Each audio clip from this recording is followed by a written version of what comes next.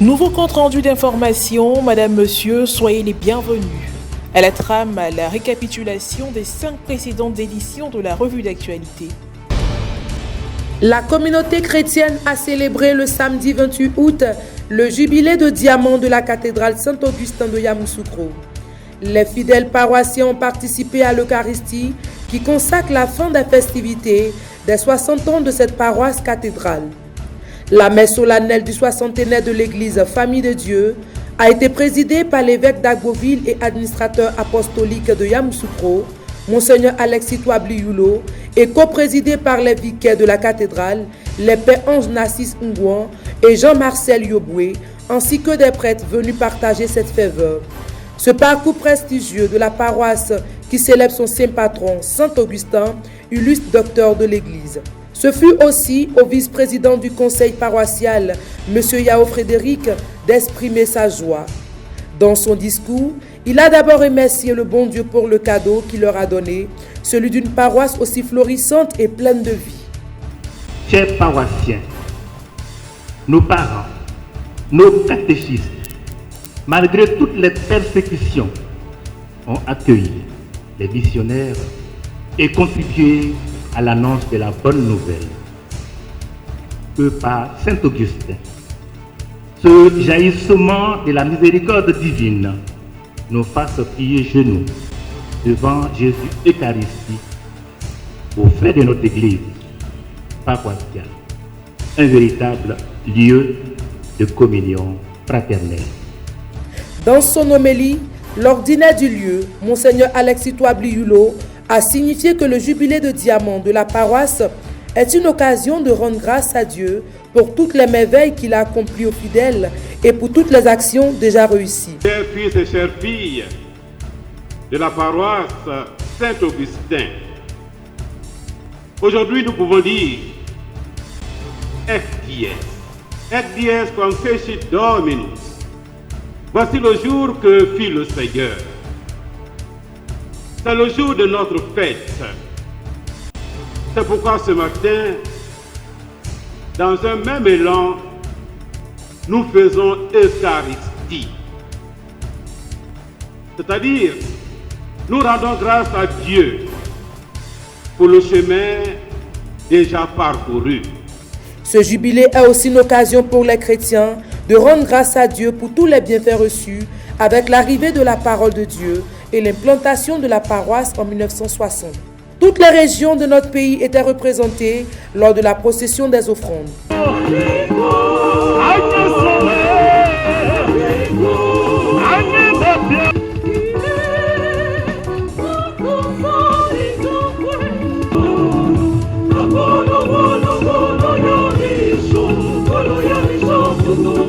Un cheminement aussi long comme celui-ci a été ponctué de plusieurs étapes, symbolisé pendant cette célébration eucharistique par 6 sièges portés par des fidèles qui constituent la vraie force de l'Église. Chaque bougie représente 10 années au service du Christ et de son évangile. Des allocutions ont été prononcées afin de remercier toute la communauté paroissiale. Aujourd'hui, la parole de Dieu s'adresse à nous. Nous sommes les nouveaux missionnaires, envoyés vers les autres, comme le pape François aime le dire. L'évangélisation doit toucher toutes les périphéries du monde. Prions, chers frères et sœurs, pour les missionnaires qui nous ont communiqué la foi. Prions pour les absents. Prions pour nous-mêmes. Prions pour les religieux, religieuses, prêtres que la paroisse Saint-Augustin nous a donnés. Les fidèles heureux de célébrer leurs 60 ans et de rendre hommage à leur saint patron. L'une des plus emblématiques paroisses catholiques de Yamoussoukro, Saint-Augustin, fête ses 60 ans d'existence. Ces noces de diamants se sont déroulées en présence des cadres de la région. Ce jour si important pour chaque fidèle était aussi l'occasion de célébrer leur saint patron, en l'occurrence Saint-Augustin. Les chrétiens ont été invités à être toujours dans la charité en se référant à l'amour du Christ. Un jubilé de joie, de réconciliation, d'amour et de développement de l'église paroissiale. À cet effet, un projet de construction d'une salle salle polyvalente a été présentée. Le président du comité d'organisation a eu aussi un mot jubilaire, satisfait de voir se clôturer en toute joie l'année jubilaire de sa paroisse.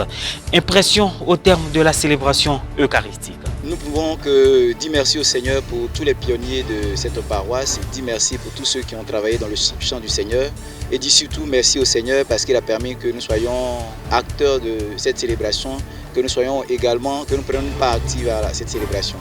Nous ne pouvons que dire merci au Seigneur pour tout ce qu'il a fait durant ces années et pour ce qu'il fera encore. Nous savons tous ce qu'a été cette cathédrale pour notre pays. Au fort de la crise, les différentes crises qu'ont connues notre pays, cette cathédrale était comme une oasis dans laquelle tous ces frères qui venaient du nord de la Côte d'Ivoire s'arrêtaient pour boire de l'eau, s'altérer un peu, pour reprendre des forces avant d'aller là où ils devaient aller. Et nous voulons dire merci à toutes ces personnes. Nous célébrons aujourd'hui la fête de Saint-Augustin, notre saint patron. Ce fut une belle célébration. Alors nous voulons dire merci à tous les paroissiens, tous ceux qui ont effectué le déplacement d'ici et d'ailleurs, que le Seigneur déverse des grâces et des grâces en abondance. Nous vivons un temps de grâce. Nous célébrons les grâces accordées par le Seigneur à son église locale ici, depuis 60 ans de marche, 60 ans de grâce, 60 ans de bénédiction, 60 ans d'éclosion de l'évangile, 60 ans de croissance de l'Église. On ne peut que être dans la joie et dire merci à Dieu. Vous voyez, il y a les machines pour peser le cacao, il y a des machines pour peser le café, il y a des machines pour peser le caoutchouc, mais il n'y a pas de machine pour peser la joie. S'il y avait une machine pour peser la joie, je crois que notre joie ce matin pèserait des tonnes et des tonnes, des tonnes et des tonnes. Tellement nous sommes heureux. Nous disons merci à Dieu pour l'étape qui s'achève. Et merci pour la nouvelle étape qui s'ouvre. Et pour la nouvelle étape, comme pour l'ancienne, nous nous remettons tout entier en ses mains. Car c'est lui, Dieu, qui conduit son Église. Nous ne sommes que des instruments insignifiants entre les mains du bon Dieu. Au cours des 3 prochains mois, un partenariat entre Paris et l'Union africaine va permettre la distribution de nouvelles doses AstraZeneca et Pfizer. Ce partenariat prévoit que 10 millions de doses seront allouées et distribuées dans le cadre du Fonds africain pour l'acquisition des vaccins AVAT et du mécanisme pour un accès mondial aux vaccins COVAX, 2 initiatives destinées à permettre à l'Afrique de tenter de rattraper son retard dans la vaccination par rapport aux pays développés. La pandémie ne pourra être surmontée qu'à travers une intense coopération entre les acteurs multilatéraux, régionaux et nationaux, déclare le président français Emmanuel Macron, cité dans un communiqué. Pour sa part, le président sud-africain Cyril Ramaphosa a qualifié le don français de geste fort et bienvenu de solidarité humaine et de coopération politique à un moment où le monde en a le plus besoin. À Beauville, au cours des 125 ans d'évangélisation en Côte d'Ivoire, c'est sur ce thème qu'a porté la conférence animée par le révérend père Louis-Philippe Amako, docteur en théologie pastorale. Cette rencontre s'est déroulée le samedi 28 août 2021 à la cathédrale Saint-Jean-Marie Vianney dans le diocèse d'Agboville. Avant de développer le thème, le conférencier a d'abord mis l'accent sur l'histoire de la christianisation de l'Afrique en général, de la Côte d'Ivoire en particulier du diocèse d'Agboville. Le point focal du thème est l'importance d'Agboville comme province ecclésiastique dans le processus d'évangélisation de la Côte d'Ivoire. Partant de ce temps, le conférencier a fait ressortir 8 pistes de réflexion pour mieux comprendre le thème, à savoir Agboville comme station principale, les efforts des missionnaires, la contribution des autochtones, la question de la persécution, les signes de sainteté sur le territoire d'Agboville, l'ouverture sur les autres stations principales, le clergé local et l'érection du diocèse d'Agboville en 2006. Premier point consiste à parler d'Agboville comme station principale. Agboville comme station principale. L'importance d'Agboville se voit par le fait qu'elle a été érigée en station principale. Le deuxième point qu'on peut énumérer, ce sont les efforts des missionnaires. Quand vous prenez le coutumier d'Agboville, en 1926, le père Arsène Gandon, qui a été nommé supérieur de la station d'Agboville, écrit « J'arrive à Agboville, il n'y a point d'église, il n'y a point de chrétiens, il n'y a point d'enfants de chœur, il n'y a point de structure. Et une année après, il nous raconte comment est-ce que la première église a été inaugurée avec faste.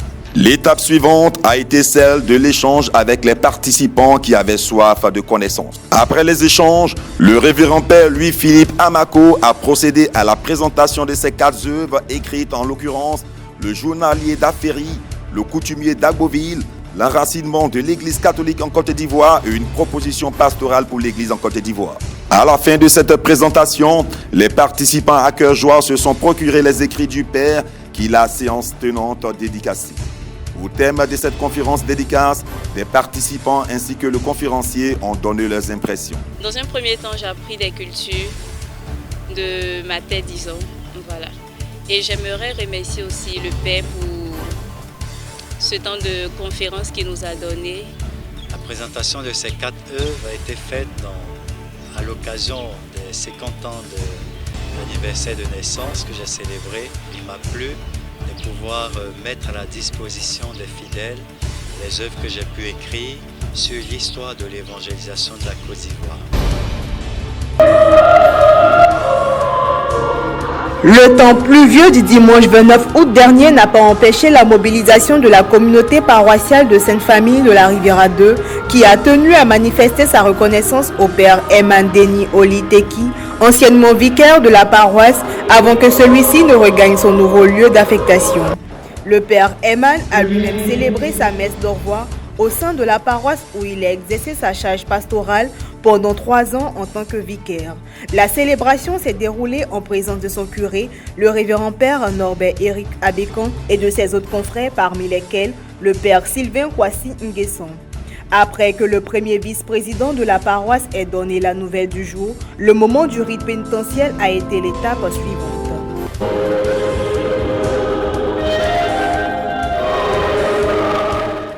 Au cours de son homélie, le père Norbert Eric Abékan, curé de la paroisse Sainte-Famille, a tenu à rappeler aux fidèles présents que la vie de chrétien est une marche.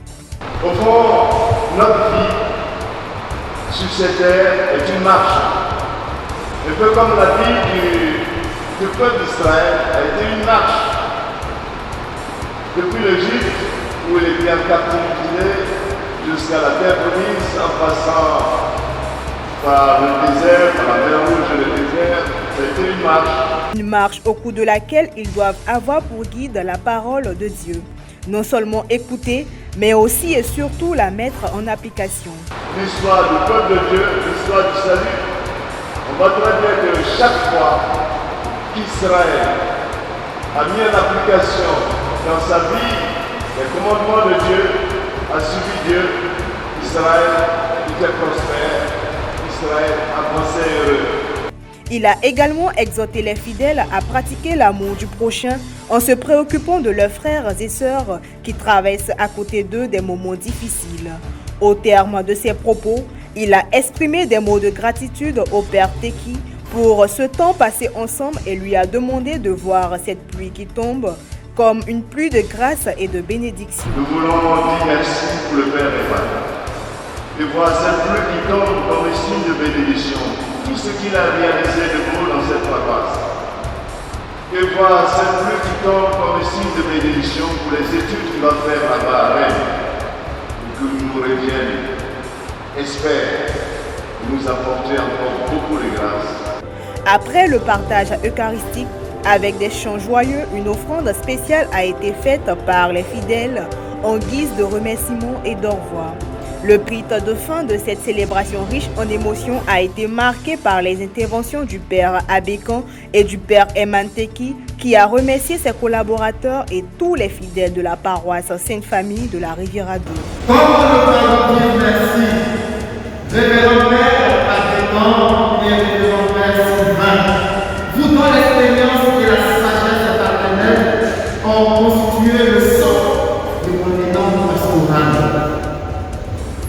Avec patience et charité, vous m'avez accompagné, me permettant de développer mon charisme sacerdotal. Quelques propos recueillis au sortir de la messe. Le père Eman fait partie des vicaires que j'ai connus Dans ma vie de curé de paroisse, dans plusieurs paroisses où je suis passé, j'ai connu beaucoup de vicaires. Je fais partie de ceux-là qui, très engagés, consciencieux, font ce qu'on leur demande. Et le Père Eman a fait, au fond, ce que je lui ai demandé. Il a fait avec sourire, avec joie, avec abnégation. C'est une satisfaction au-delà même de mes attentes, de mes espérances. Et je prie pour que ce qu'il a commencé ici, il puisse l'achever et le poursuivre là-bas durant ses études à Rennes. On a eu de la chance de l'avoir. Et pas, nos cœurs sont meurtris. On dit, eh bien, bonne chance au Père Eman. Je suis vraiment triste par le départ du Père Teki Eman. Il y a des moments passés avec lui qui nous a marqués, comme les camps bibliques. Le Père Teki est un prêtre qui, dans sa mission, nous a montré beaucoup d'humilité, beaucoup d'amour. Il s'est occupé des jeunes et des enfants. Il a fait avec beaucoup de tact. La paroisse Sainte-Monique dans le diocèse d'Agboville était dans l'effervescence le dimanche 29 août 2021. 3 événements l'expliquent, à savoir sa fête patronale, l'anniversaire de naissance de son curé, le révérend père Louis-Philippe Amako, et la célébration du sacrement de mariage en action de grâce.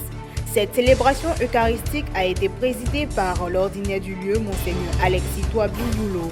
Dans son homélie, en s'accentuant sur les événements que la paroisse Sainte-Monique vit à la lumière des tests du 22e dimanche du temps ordinaire, Monseigneur Alexis a fait d'abord allusion à Sainte-Monique en donnant les 3 raisons de célébrer un saint. La première raison, c'est pour rendre gloire à Dieu, qui est le seul saint, le saint véritable, le saint par excellence. C'est lui. C'est pourquoi nous disons dans le Gloria, et la chorale a bien chanté tout à l'heure, Tu solus sanctus, tu solus dominus. C'est-à-dire, c'est toi seul qui es saint, c'est toi seul qui es Seigneur. Tu solus sanctus, tu solus dominus. Toi seul es saint, toi seul es Seigneur. Donc voilà la première raison pour laquelle nous célébrons les saints. C'est pour rendre gloire à Dieu, qui est le saint par excellence. La deuxième raison, c'est pour honorer la personne qui a fait l'effort durant toute sa vie de vivre selon la volonté de Dieu et qui maintenant est auprès de Dieu. Et c'est le cas de Sainte Monique que nous célébrons aujourd'hui. Et la troisième raison, c'est pour nous-mêmes. C'est pour voir dans la vie de ces saints les leçons que nous pouvons tirer pour notre vie chrétienne personnelle aujourd'hui. À l'image de Sainte Monique, il a exhorté les mamans qui souffrent pour l'éducation de leurs enfants à prendre Sainte Monique pour modèle dans sa persévérance. Le révérend père Louis-Philippe Amako, aumônier national du clergé, qui célèbre son 50e anniversaire de naissance, a été honoré par l'évêque d'Agboville. Je dis merci au Seigneur pour la vie de son serviteur. Et merci pour ce prêtre qu'il est et qui donne pleine satisfaction. Et je le dis devant sa maman et ses parents, ses frères qui sont là, il donne pleine satisfaction. Quand il est revenu des études, je l'ai mis à Ferry comme curé. Il fait tellement bien son travail que tous les évêques de Côte d'Ivoire se sont réunis pour le choisir et le nommer aumônier de tous les prêtres de Côte d'Ivoire. Poursuivant l'Eucharistie, les rites de conclusion ont été marqués par la bénédiction du jubilé, ainsi que ceux qui fêtaient leurs 50 ans de vie. Les 50 ans de vie du révérend père Louis-Philippe Amako ont été matérialisés par une procession de votifs faite par la communauté chrétienne, enfants, jeunes et adultes.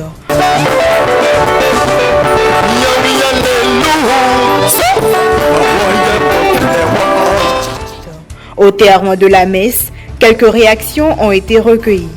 À la suite de l'homélie de notre père évêque, je voudrais dire qu'il a vraiment résumé la vie de notre sainte patronne, parce que c'est une femme qui a été persévérante dans la foi, dans la prière.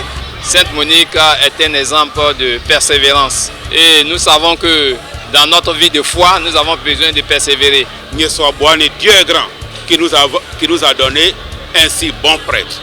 Et je prie pour lui, pour qu'il continue sur cette lancée, qu'il reste ce qu'il est, quel que soit l'avenir, qu'il reste ce qu'il est, qu'il ne change pas. Parce que l'adage dit, la dégradation du meilleur donne le pire. C'est-à-dire quand quelqu'un est bon, le jour où il se gâte là, ça devient grave. Mais jusqu'à son dernier souffle, qu'il soit toujours ce prêtre que nous admirons. Ce qu'on peut retenir des 50 années d'existence que je célèbre avec joie, c'est une reconnaissance à Dieu pour ce que je suis. Saint Paul dit, à Dieu appartiennent la vie, le mouvement et l'être.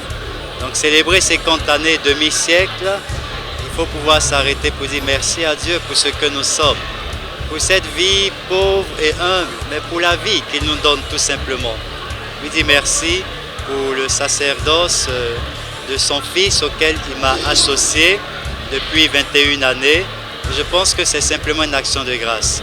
Merci, merci, merci au Seigneur pour la vie qu'il nous donne. À la fin de chaque année pastorale, notre Père archevêque convie tous ses prêtres. Il les rencontre personnellement pour leur donner le lieu d'affectation. Et j'ai été appelé, arrivé dans son bureau. Il m'a d'abord félicité pour le travail abattu pendant 8 ans au niveau de la pastorale diocésaine des enfants, au niveau même des différentes paroisses où je suis parti, et il m'a fait une proposition. Il ne m'a pas imposé quelque chose, il m'a fait une proposition. J'aimerais que tu puisses aller à Rennes faire une autre expérience pastorale, mais aussi faire des études. Nos sentiments sont toujours mitigés, quel que soit le prêtre. Quand on nous demande de quitter un point A pour aller vers un point B, le sentiment est forcément mitigé. Un peu de joie, un peu de tristesse, mais surtout que je dois quitter ma famille, mon diocèse, mon pays, pour me retrouver en terre étrangère. Mais heureux de savoir qu'après ces études, je reviendrai pour apporter beaucoup à notre Église en Afrique, mais surtout à notre Église en continent. Dès mon arrivée à Rennes, je m'en remets simplement à la vision pastorale et aux mains de l'archevêque de Rennes. Donc je sais que j'aurai une mission pastorale sur une paroisse. J'aurai aussi à faire des études en bioéthique. La bioéthique simplement c'est l'éthique, c'est la morale. Mais cette éthique qui s'occupe ou bien qui regarde spécialement toutes les nouvelles formes de médecine. Aujourd'hui, on parle d'insémination artificielle, on parle de l'euthanasie, des avortements, on parle des transgenres, des homosexuels. Quel est le regard de la morale? Quel est le regard de l'Église sur toutes ces nouvelles formes, sur les vaccins, sur les virus? Donc c'est tout cela que je vais apprendre auprès de Monseigneur Pierre Dornelas, mais en faisant ces études en bioéthique. Et je vous donne en même temps l'information. J'aimerais bien me spécialiser en bioéthique médicale.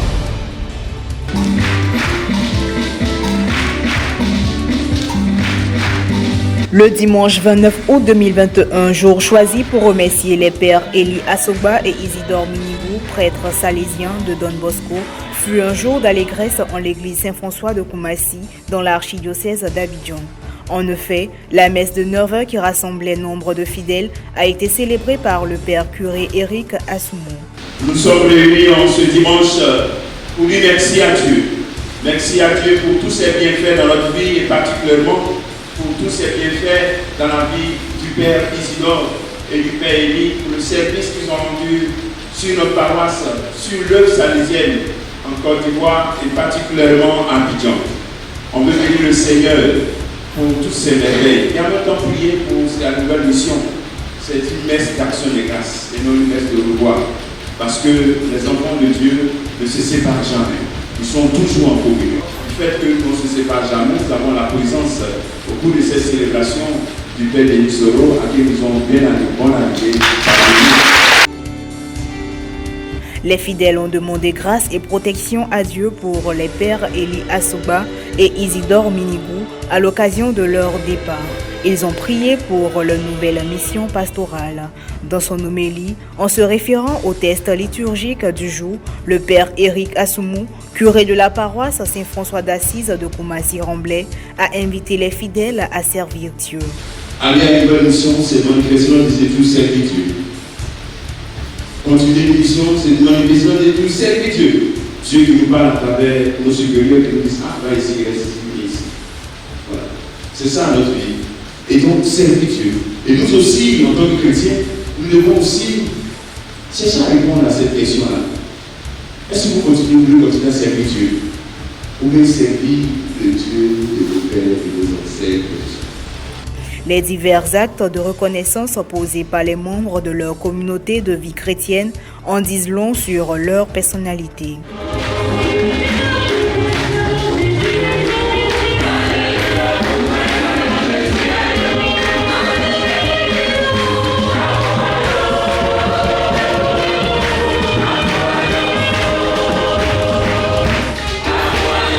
Dans leurs allocutions, les pères Élie et Isidore ont tenu à remercier les paroissiens pour ces gestes de communion fraternelle. Vous dire merci. Merci pourquoi? Parce que bon, je peux dire qu'avec vous, j'ai aussi appris à connaître le Seigneur davantage. Et je profite en même temps officiellement pour dire merci aux membres de la communauté parce que c'est vrai, nous sommes des religieux. Nous sommes des religieux. Mais avant d'être des religieux, nous sommes des hommes. Donc j'ai eu la grâce d'être dans une communauté accueillante et aimante. Toutes les messes que je célèbre de maintenant jusqu'à la veille de mon départ entrent dans ma neuvaine d'action de grâce, de messe pour le Seigneur, pour ce que nous avons vécu ici. Nous sommes reconnaissants et nous vous disons merci. Merci pour tout. Et voilà. Moi, je dis le mot, même si vous avez peur du mot, au revoir. Parce que nous allons nous revoir. Après cette belle célébration, les paroissiens de Saint-François d'Assise de Koumassi-Remblai ont bien voulu témoigner leur gratitude à l'endroit de nos pères salésiens de Don Bosco pour toutes leurs actions au sein de l'église paroissiale. Je tiens à rendre grâce à Dieu parce que ce sont des prêtres vraiment qui se sont intégrés dans la vie communautaire de leurs fidèles. Ils sont vraiment attentifs. Voilà. En ce qui concerne le père Élie, en tout cas, moi, l'expérience que j'ai vécue avec lui, c'est qu'il était vraiment ouvert. Il était vraiment ouvert et vraiment intégré même dans la vie de ses paroissiens. Oui. Ainsi que le père Isidore, toujours à l'écoute, quand tu as besoin d'eux, en tout cas, ils sont disponibles. Bénis le Seigneur. Je crois que tous les paroissiens de Saint-François bénissent le Seigneur pour la vie des pères Isidore et du père Élie. Nous bénissons le Seigneur pour la grâce que nous avons eue à les avoir parmi nous. Nous bénissons le Seigneur pour tout ce que les pères nous ont apporté. La moisson du Seigneur, elle est partout. Mais comme il a dit lui-même, et je crois qu'on est dans le même état d'esprit, ce n'est qu'à nous revoir. Je suis certain qu'on va se revoir de la même manière qu'on revoit encore le père Denis, on va revoir le père Élie, et on continuera par la magie de l'Internet, de WhatsApp, de bénéficier vraiment de ses homélies, de ses conseils, de ses façons de nous faire aimer Jésus et connaître l'Évangile. Les religieux salésiens de Don Bosco sont des hommes qui ont choisi de suivre le Christ. Leur vie est consacrée à la recherche de Dieu dans leur prière et la mission. À la suite du Christ, ils sont envoyés pour témoigner de l'amour de Dieu auprès des jeunes, notamment les plus pauvres. On rend grâce à Dieu pour la vie de ces deux prêtres, le père Élie Assoba et le père Minougou Isidore. Merci pour leur vie, merci pour leur service, le service rendu gratuitement durant 4 ans pour le père Élie et 3 ans pour le père Isidore. En tout cas, ils ont été là dans la pastorale paroissiale, dans les différentes présences salésiennes. Au niveau du foyer des enfants de la rue, ils ont été là. Au niveau du village de Moscou, ils ont été là. Et merci infiniment pour tout ce qu'ils ont fait. C'était des personnes vraiment accessibles, des personnes disponibles, surtout pour la mission, pour l'œuvre de Dieu. Merci infiniment, que Dieu puisse bénir leur ministère, qu'il puisse bénir la nouvelle mission et qu'il les accompagne toujours. Devenir religieux salésien est une vocation, un appel reçu de Dieu qui passe par des médiations différentes, rencontres, lectures, événements. Les Salésiens ont la tutelle de nombreuses écoles, d'action sociale et de paroisses. À l'occasion de la journée mondiale de prière pour la sauvegarde de la création, mercredi 1er septembre 2021, la commission épiscopale Justice, Paix et Environnement de la Conférence des évêques catholiques de Côte d'Ivoire a organisé au monastère Sainte-Claire à Abidjan une conférence sur le climat suivie d'une prière pour la sauvegarde de la création. Lavage de voitures un peu partout dans tous nos quartiers, le gaspillage d'eau. Il y en a qui meurent le soir, pas d'eau potable, nous avons l'eau potable, nous gaspillons. Alors, comment est-ce que je me comprends vis-à-vis de la nature? Gaspillage d'eau, gaspillage de nourriture. Il faudrait qu'on voit ça. Hein? Chacun de nous sommes invités à nous poser la question, quel est mon regard sur la création? De quelle manière elle est présente dans ma vie quotidienne? Parce que Dieu m'a mis sur cette terre pour continuer l'œuvre de la création. Qu'est-ce que je fais pour notre maison commune? Qu'est-ce que je fais pour notre maison commune? Que dois-je faire pour notre maison commune? Voici mes frères, mes soeurs, les questions que je vous laisse à chacun. La Dieu porte un conseil que ces questions pénètrent en nous et gèrent pour que nous puissions poser des gestes en faveur de la sauvegarde de notre maison commune. Soulignons que les clercs et les laïcs attendus à cette activité ont d'abord été instruits sur le dernier rapport du groupe d'experts intergouvernemental sur l'évolution du climat. La journée de prière inaugure aussi la liste d'activités qu'entend mener la commission épiscopale Justice, Paix et Environnement.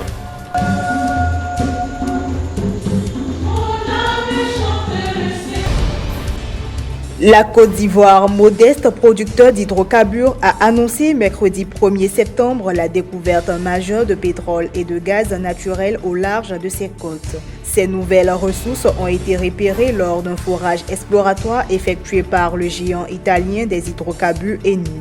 Une découverte majeure de pétrole dans le bassin sédimentaire de la Côte d'Ivoire vient d'être faite par la société italienne Eni dans le bloc CI 101 en eau profonde, opéré en consortium avec la Société nationale Petrosi Holding, indique dans un communiqué le ministre ivoirien des Mines et du Pétrole, Thomas Camara. Les réserves découvertes concernent du pétrole brut et du gaz naturel associé. Le potentiel peut être estimé de manière préliminaire entre environ 1,5 et 2 milliards de barils de pétrole brut d'une part et d'autre part entre 1800 et 2400 milliards de pieds cubes de gaz associé, a précisé Thomas Camara. Cette découverte devrait accélérer la production pétrolière et gazière de la Côte d'Ivoire dans les années à venir. Le pays avait signé en 2019 des contrats avec l'italien Eni et le français Total pour l'exploration de 4 blocs pétroliers correspondant à un investissement de 185 millions de dollars. La production de pétrole qui a enregistré en 2019 une augmentation de 12% pour atteindre plus de 36 000 barils par jour provient de puits de forage se trouvant essentiellement offshore près de la frontière avec le Ghana.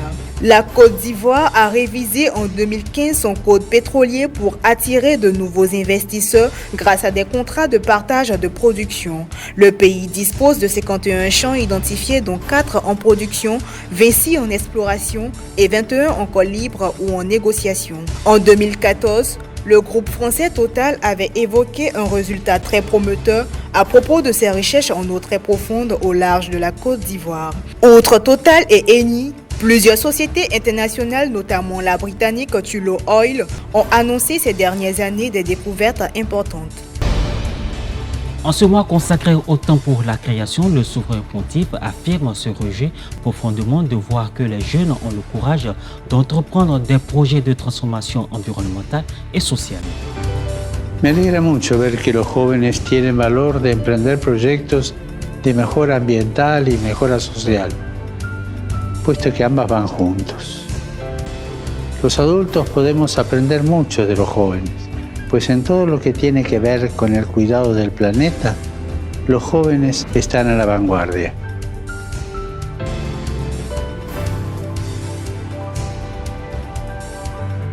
Aprovechemos su ejemplo, reflexionemos, especialmente en estos momentos de crisis sanitaria, de crisis social, de crisis ambiental.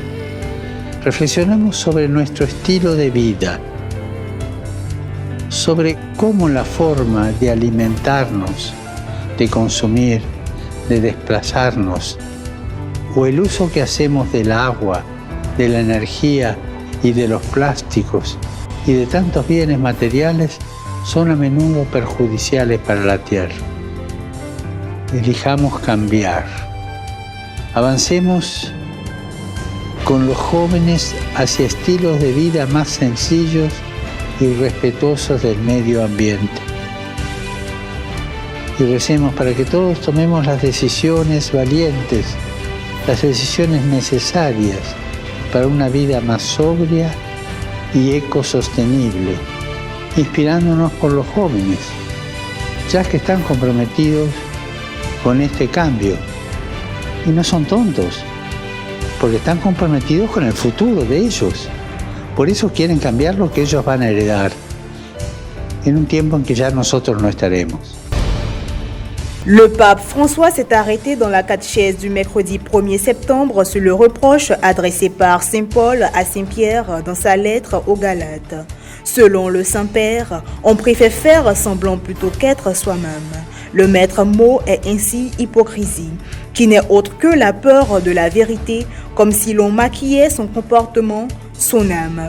C'est la dissimulation qui empêche d'avoir le courage de dire ouvertement la vérité et on se soustrait ainsi facilement à l'obligation de la dire toujours, partout et malgré tout. La parole qu'ils ont entendue de Paul était centrée sur l'amour de Dieu, pleinement manifesté dans la mort et la résurrection de Jésus. Paul n'a pas trouvé d'expression plus convaincante que celle qu'il leur avait probablement répétée plusieurs fois dans sa prédication. Ce n'est plus moi qui vis, mais le Christ qui vit en moi. Et cette vie que je vis dans le corps, je la vis par la foi au Fils de Dieu qui m'a aimé et s'est livré pour moi. Paul ne voulait pas connaître autre chose que le Christ crucifié. Les Galates doivent se tourner vers cet événement sans se laisser distraire par d'autres annonces. En somme, l'intention de Paul est de mettre les chrétiens dans un coin pour qu'ils se rendent compte de l'enjeu et ne se laissent pas séduire par la voix des sirènes qui veulent les conduire à une religiosité basée uniquement sur le respect scrupuleux des préceptes. Parce que eux, ces prédicateurs, ces nouveaux prédicateurs qui sont arrivés là-bas en Galatie, leur avaient convaincu qu'ils devaient repartir en arrière et vivre selon les préceptes. Les préceptes qu'ils observaient apportés à la perfection avant la venue du Christ qui marque la gratuité du salut. Les Galates, en revanche, comprenaient très bien à quoi l'apôtre faisait référence. Côte d'Ivoire-Sénégal sera la première affiche des demi-finales de l'Afro-Basket 2021. Cette rencontre prévue le 4 septembre 2021 à Kigali s'annonce passionnante. Tout d'abord parce qu'elle opposera les deux meilleures attaques de ce championnat d'Afrique des nations masculins après 4 victoires chacune. Le duel entre Gorgui Dieng et le pivot de la Côte d'Ivoire, Matt Costello, promet de faire des étincelles. Ce dernier a été un des grands artisans de la démonstration ivoirienne face à la Guinée avec 14 points, 9 rebonds, 4 passes décisives, 3 interceptions et 1 contre. Une copie très propre par rapport à celle des Guinéens balayés 98-50. Je pense qu'il a expérimenté. Il a été coach avec nous en 2011 à Madagascar, en 2013 à Abidjan. Et à Abidjan, on a perdu sur des détails. Et on n'a jamais pu digérer cette défaite de la 3e place face au Sénégal. Le Sénégal, je pense que depuis le début, a été une équipe parmi les favoris. Et nous avons vu leur match jusqu'aujourd'hui, ils jouent bien, ils courent, ils sont grands de taille, ils ont une bonne taille, je sais pas, 1m90 ou 95, quelque chose comme ça. Mais nous sommes plus petits qu'eux et on va utiliser cette faiblesse-là, on va la transformer en notre force face au Sénégal. Et j'espère pour eux qu'ils aiment courir, parce que nous, on va courir. on va courir et on va défendre. Je pense que c'est notre leitmotiv, le coach, la défense. Défense, défense, défense. Ce compte rendu d'information est terminé. Merci pour votre aimable attention. À très bientôt.